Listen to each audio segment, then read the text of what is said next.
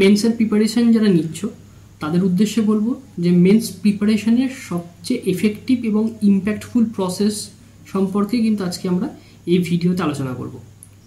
তো এইভাবে যদি তোমরা প্রিপারেশনটা নিতে পারো তাহলে তোমাদের খুব কম সময়ের মধ্যে তোমাদের গ্রোথটা তোমরা লক্ষ্য করতে পারবে এবং কীভাবে তোমরা সেটা শুরু করবে তো সেটা নিয়ে আজকে ডিটেল আলোচনা করব। তো তার আগে বলে রাখি, যারা চ্যানেলে প্রথম তারা প্লিজ চ্যানেলটিকে সাবস্ক্রাইব করে দিও আর ভিডিও ভালো লাগলে একটা লাইক করে দিও। তো প্রথমে বলি যে মেন্সের প্রিপারেশান নেওয়ার জন্য অনেক প্রসেস আছে, ঠিক আছে, অনেক রকমভাবে প্রিপারেশান নেওয়া যেতে পারে। তো সব থেকে এফেক্টিভ এবং ইম্প্যাক্টফুল প্রসেস হচ্ছে এটা। তো কীভাবে নেবে সেটা হচ্ছে মক টেস্টের মাধ্যমে। মানে তোমরা সবাই জানো যে মেন্স প্রিপারেশনের সময় পড়াশোনার পাশাপাশি আমরা মক টেস্ট দিয়ে থাকি, ঠিক আছে। সাধারণভাবে আরআরবি পিও বা আরআরবি ক্লার্কের কথা যদি বলা হয় তাহলে 2 ঘন্টার সাধারণত মেন্সের মক থাকে। তো এক্ষেত্রে তোমরা কীভাবে প্রিপারেশানটা করবে, কীভাবে মক টেস্টটা দেবে সেটা কিন্তু সবার থেকে একটু ডিফারেন্ট হবে, ডিফারেন্ট ওয়েতে কিন্তু হবে। তো ঠিক কীরকম, প্রথমে আমরা যে বিভিন্ন ওয়েবসাইট থেকে মক টেস্ট আমরা সাধারণত পারচেস করে থাকি সেগুলো কী করি, সেখানে 10টা বা 12টা মক টেস্ট বা তারও বেশি মক টেস্ট থাকে। তো আমরা কী করবো, প্রথমেই মক টেস্ট যেটা আমাদের ধরো মক টেস্ট নাম্বার 1 বা 2 আমরা যেই মক টেস্টটা দিতে যাচ্ছি সেই মক টেস্টটা আমরা টাইম ধরে প্রিপেয়ার করবো না। আমরা কী করবো, আমরা প্রথমেই সাবমিট করে দেবো, ঠিক আছে। তাহলে আমরা ফার্স্ট কাজ কি, আমাদের মক টেস্টটা সাবমিট করে দেওয়া, ঠিক আছে। আমরা কিন্তু কোনো রকম অ্যাটেম্প্ট করিনি, আমরা সাবমিট করে দিলাম। এবার কি করব, এবার আমরা চলে আসবো, আমরা উইথ টাইমার আমাদের মোবাইলের স্টপওয়াচ বা যেগুলো যা টাইমার থাকছে সেগুলো অন করে দিয়ে আমরা কোশ্চেনগুলো সলভ করা শুরু করব, ঠিক আছে। তাহলে এতে কীভাবে হেল্প হবে সেটাও কিন্তু আমি আলোচনা করছি। তাহলে আমার ফার্স্ট স্টেপ কি, আমরা মক টেস্টটা সাবমিট করে দেওয়া, তারপরে উইথ টাইমার আমাদের কিন্তু টপিকগুলোকে সলভ করতে হবে। তো কি হচ্ছে, আমাদের মেন্সের প্রিপারেশন শুরু করার সময় অনেক ক্ষেত্রে দেখা যায় যে আমাদের বিভিন্ন টপিকে আমাদের অতটা আমরা সলভ করতে পারছি না, আমরা অনেক জায়গায় আটকে যাচ্ছি। তো আমরা কি করব, তো সেক্ষেত্রে কিন্তু টাইমার ধরে আমরা কিন্তু সলভ করা শুরু করবো পুরো মক পেপারটা, ঠিক আছে। যেরকম যতগুলো প্রশ্ন থাকবে আমরা পুরো মক পেপারটাকে সলভ করব। রিজনিংয়ের যেরকম থাকছে পাজেল বা নন পাজেল সেকশন বা হাই লেভেলের রিজনিং যেগুলো থাকছে সবগুলোকে আমরা উইথ টাইমার সলভ করছি। টাইমার দিয়ে সলভ করবো কেন, টাইমার দিয়ে সলভ করলে আমাদের একটা স্পিডের ব্যাপার থাকবে, আমাদের টাইম মেজারমেন্টটা আসবে এবং পুরো মক টেস্টটা সাবমিট করে দেওয়ার ফলে কি হচ্ছে, তোমার মধ্যে একটা জায়গা তৈরি হচ্ছে যে আমার পুরো মক পেপারটা সাবমিট হয়ে গেছে, এবার আমি সেগুলোকে উইথ টাইমার সলভ করব। এর ফলে কি হবে, এর ফলে তোমাদের কিন্তু বিভিন্ন টপিক যে টপিকগুলোতে তোমার প্রশ্নগুলো আসছে সেগুলো কিন্তু সমস্ত টপিক কিন্তু তোমার প্র্যাকটিস করা হয়ে যাচ্ছে, ঠিক আছে। এইভাবে আমরা রিজনিং করব, এইভাবে আমরা কোয়ান্ট করব, এভাবে আমরা ইংলিশ করব। জেনারেল অ্যাওয়ারনেস থাকলে সেখানে জেনারেল অ্যাওয়ারনেসটাও করবো এবং কম্পিউটার যেহেতু আরআরবি থাকছে কম্পিউটার অ্যাওয়ারনেসের পোর্শনটাও কিন্তু আমরা এইভাবে মক টেস্টে দেব।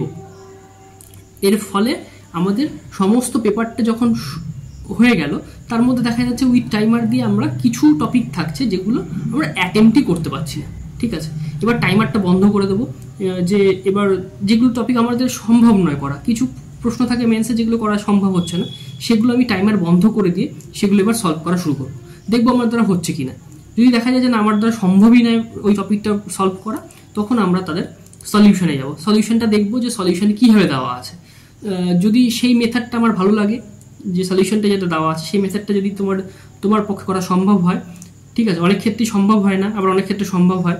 যদি সম্ভব হয় তাহলে সেই মেথডটাকে ফলো করব, যদি পছন্দ না হয় আমরা সেই টপিকে অন্য কোনো সলিউশন যদি আমরা পাই তো সেটা আমরা কিন্তু ইউটিউব দেখে হোক বা বিভিন্ন জায়গায় যেভাবে যার টিচাররা বা যেভাবে ক্লাস করায় সেগুলো ফলো করে কিন্তু আমরা সলভ করতে পারি, ঠিক আছে। তো দেখবে এই বিষয়ে যদি তুমি 1টা বা 2টো বা 3টে মক যদি এভাবে দিতে পারো, আমি বলবো না যে মক পেপারের সমস্ত মকে এভাবে দাও, আমি বলবো না, কিন্তু তোমরা যদি 3টে বা 4টে মক যদি এভাবে দিতে পারো না, তাহলে তোমার দেখবে মেন্স লেভেলের যে সমস্ত যে বিষয়গুলো টপিকগুলো কভার করে মেন্সের ক্ষেত্রে সমস্তটা কিন্তু একবার প্র্যাকটিস হয়ে যাচ্ছে এবং তোমার ধীরে ধীরে কিন্তু কনফিডেন্স বাড়বে। যেখানে তুমি পরীক্ষায় হয়তো মক টেস্ট দেওয়ার সময় কিন্তু তোমার কোশ্চেনগুলো সলভ করতে পারছিলে না, সেটা সাবমিট করে দেওয়ার পরে তোমার কি হচ্ছে, তুমি যখন প্র্যাকটিস সলভ করতে বসছো তখন দেখবে তোমার সলভ হবে এবং দেখবে সেটা উইথ টাইমার হচ্ছে, ঠিক আছে। এরকম না যে টাইমার চলছে না, টাইমের মধ্যেই কিন্তু তুমি দিচ্ছ, কিন্তু তোমার প্রথম কাজটা কি, তুমি মকটাকে সাবমিট করে দেওয়া। এবার সাধারণভাবে কী হয়, আমরা পরীক্ষার সময় আমরা যদি মক টেস্ট যখন দিই, ঠিক আছে, তখন কী হয়, আমরা অনেক প্রশ্ন আমরা স্কিপ করে চলে যাই, সেখানে স্কিপ করার কোনো জায়গা থাকছে না, আমরা স্কিপ করছি না, কিন্তু আমরা পুরো মক পেপারটাকে সলভ করছি। তার মানে কি, প্রচুর ভ্যারাইটি অফ কোশ্চেন্স কিন্তু আমরা সেখানে সলভ করতে পারছি। এক্ষেত্রে ভ্যারাইটি অফ কোশ্চেন সলভ করার ফলে কী হবে, তোমার কনফিডেন্সও বাড়বে, তুমি একটা মেন্স লেভেলের মক পেপার তুমি সলভ করছো, ঠিক আছে, তখন কিন্তু তোমার কনফিডেন্সও বাড়বে এবং তোমার পুরো জায়গাটা সলভ হয়ে যাচ্ছে, ঠিক আছে। এইভাবে যদি তুমি প্রিপারেশান তুমি দিনের পর দিন নিতে পারো, যে 4টা বা 5টা তুমি মক যদি দিতে পারো এইভাবে, তাহলে দেখবে তোমার কিন্তু পরবর্তী যখন তুমি উইথ টাইম মানে এক্সাম যেভাবে তোমরা দাও সেইভাবে যখন তুমি মক পেপার দিতে বসবে, মক টেস্ট দিতে বসবে, তখন কিন্তু অটোমেটিকভাবেই তোমার ইমপ্রুভমেন্টটা তোমরা লক্ষ্য করবে। তো এটা কিন্তু খুবই ইম্প্যাক্টফুল এবং ফ্রুটফুল একটা ওয়ে, তোমরা করে দেখবে, অবশ্যই কিন্তু তোমরা লাভবান হবে। এবং এক্ষেত্রে বলে রাখি, যারা একদম নতুন মেন্সের প্রিপারেশন এর আগে কখনো দাওনি, হয়তো প্রিলি লেভেলটা হয়তো কোনো রকমে পাস করছো, খুব কষ্ট করে পাস করছো, তাদের ক্ষেত্রে কিন্তু এটা খুব হেল্প হবে, ঠিক আছে। এবং যারা এখনও প্রিলিমিনারি পরীক্ষা পাস করতে পারোনি বা একদম নতুন, তাদের ক্ষেত্রেও কিন্তু এই প্রসেসটা খুব হেল্পফুল, ঠিক আছে। তো তোমরা এইভাবে একবার বাড়িতে তোমরা চেষ্টা করো, দেখবে খুব কাজে দেবে। তো আজকের এই ভিডিওটা এই পর্যন্ত থাকছে। তো তোমরা এইভাবে বাড়িতে মক দাও, দিয়ে জানাও যে কীভাবে তোমরা সেটা তোমাদের কতটা হেল্প করছে, কী হচ্ছে, সেটা কিন্তু অবশ্যই তোমরা ভিডিওর মাধ্যমে জানাবে। এর আগে আমি একটা লাইভ করেছি এই চ্যানেল থেকেই, ইউটিউব লাইভ করেছি, সেখানে কিন্তু আমি মেন্স লেভেলের অনেক বিষয় নিয়ে আলোচনা করেছি, তোমরা ভিডিওগুলো পারলে দেখে নিও, চ্যানেলেই রয়েছে। এবং প্রিলিমস লেভেলে যাদের সমস্যা হচ্ছে, প্রিলিমিনারিতে পাস করতে পারছো না, তাদের ক্ষেত্রেও কিন্তু একটা ভিডিও কিন্তু আমি চ্যানেলে আপলোড করেছি, অবশ্যই চ্যানেলে গিয়ে ভিডিওটা দেখবে। তো আজকের ভিডিওটা এই পর্যন্তই। ভিডিওটা ভালো লাগলে একটা লাইক করে দিও, চ্যানেলে নতুন হলে সাবস্ক্রাইব করে দিও। দেখা হচ্ছে নেক্সট ভিডিওতে। টাটা।